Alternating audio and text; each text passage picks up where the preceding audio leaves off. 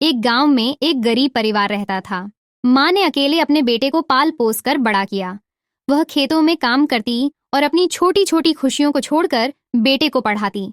बेटे का सपना था कि वह बड़ा होकर माँ का कर्ज उतार सके। सालों की मेहनत के बाद बेटे का सपना पूरा हुआ। उसने पुलिस की नौकरी पाई।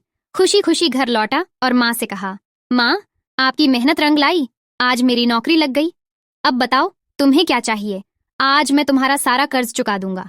माँ मुस्कुराई और बोली, बेटा, मुझे कुछ नहीं चाहिए, बस एक केला ले आओ। बेटा तुरंत बाजार से केला लाया और माँ को दिया।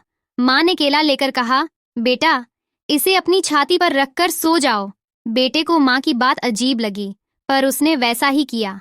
रात भर सोने के बाद सुबह माँ ने पूछा, बेटा, केला कहाँ है? बेटा बोला, माँ, वो तो दबकर छपटा हो गया और खाने लायक नहीं रहा। माँ ने प्यार से उसकी ओर देखा और कहा, जब तू छोटा था, तेरी हड्डियां भी इसी केले की तरह नरम थीं। मैं तुझे अपनी छाती से लगाकर सोती थी ताकि तुझे कोई तकलीफ न हो। कभी तुझे अपनी पीठ पर रखकर दबने नहीं दिया। माँ की बात सुनकर बेटे की आंखों में आंसू आ गए।